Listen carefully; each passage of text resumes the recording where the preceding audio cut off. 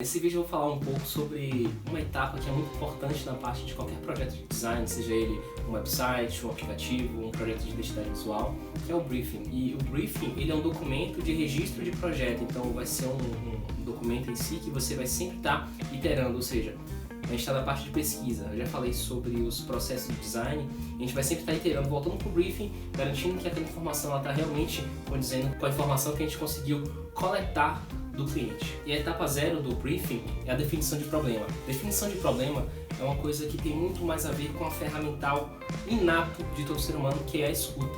Então, quando a gente tenta entender o que aquele outro ser humano está passando como um obstáculo, como um desafio para ele, é muito mais entender pela mente dele, pelas variáveis que ele possui, como é que aquele problema pode atingir ou aquele desafio pode atingir ele e atinge as pessoas ao redor dele. E nas áreas criativas é muito importante saber colher informações, porque é com base nessas informações que a gente pode construir uma solução que seja mais adequada para aquilo. Quando eu falo sobre coleta de informação para solução de problemas, é muito mais encontrar a raiz daquele problema e encontrar também as expressões daquele mesmo problema. Por exemplo, digamos que eu esteja em casa sem internet. Aí se eu for vasculhar, vi que não paguei a conta de internet, coisa e tal, mas aquele problema persiste. O que pode ser? A raiz do problema pode ser lá que eu não paguei a conta de luz e por causa disso meu notebook não está carregando e assim eu não consigo acesso à internet. Pode ser muito doido, mas faz sentido lá no fundo. E já que a gente entende a definição de problema como etapa 0, tem a parte de diagnóstico. Então a gente entende tem naquele problema e como é que a gente pode ajudar. E voltando para aquele papo sobre o briefing, é aí nesse momento que a gente consegue estruturar necessariamente o que é preciso para aquele projeto e assim conseguir definir a melhor solução. Eu tenho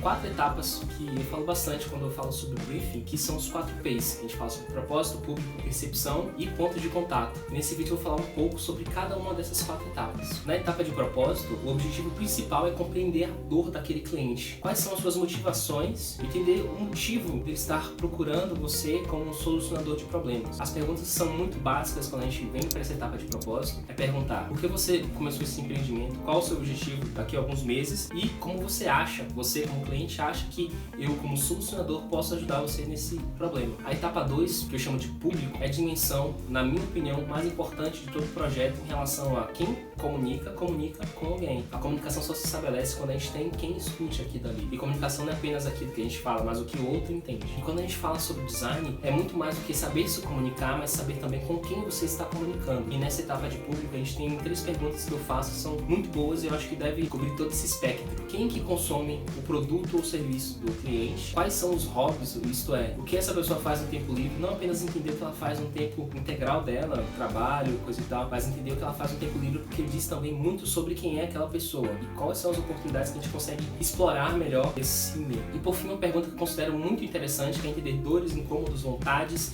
e desejos dessa pessoa. Como ser humano, todo mundo possui desejos. E a gente compreender um pouco sobre isso nos abre um leque de possibilidades muito maior em relação àquela marca, aquele website, aquele aplicativo. A parte 3 é sobre percepção. Percepção eu falo sobre qual mensagem ou que tipo de linguagem e mensagem utilizaremos naquela solução. E isso está estreitamente ligado com a ideia lá do branding que a gente fala sobre identidade e imagem. E quando a gente tenta entender a percepção daquela marca, daquele website, daquele aplicativo, é estreitar a relação entre identidade e imagem. Explicando um pouco sobre isso, identidade é aquilo que a marca é em si, na essência daquela marca, e imagem é aquilo que a outra pessoa percebe disso. Nós seres humanos temos muito desse equilíbrio de termos a identidade e como as pessoas percebem que a gente é. 4 perguntas que vão ajudar muito a compreender essa parte de percepção são: quais as características do seu negócio? A gente entende quais são as 5 principais características. Isso serve tanto para um briefing que seja feito para empresas, para business, como um briefing feito para marca pessoal, por exemplo. Na marca pessoal é um pouco mais desafiador, porque a gente sempre vai tentar ou omitir ou acaba não percebendo com tanta acurácia informações sobre a gente mesmo. A segunda pergunta é quais são os pontos fortes e os pontos fracos, porque o que a gente tenta fazer quando se trata de design de marcas, por exemplo, é enaltecer esses pontos fortes e tentar entender por que aqueles pontos fracos existem. A gente mitiga um pouco os pontos fracos, não tem como excluir a existência deles e enaltece muito mais os pontos fortes. Outra coisa importante que deve ser tratada com o cliente é qual mensagem deseja transmitir, porque o que eu entendo quando a gente fala sobre uma relação design e negócios é muito mais o que aquele cliente sabe sobre o negócio dele, é uma coisa que você não tem acesso. Então você entende de design, mas aquela pessoa entende sobre o negócio dela. A gente faz simplesmente um pareamento sobre isso e pergunta qual mensagem você deseja passar e por que você quer passar aquela mensagem. E também qual mensagem a pessoa não quer passar sobre isso. Eu quero passar uma mensagem, por exemplo, forma mais suave, mais delicada, ou quero falar de uma forma mais lúdica, animada, mais descontraída. É isso muito mais o que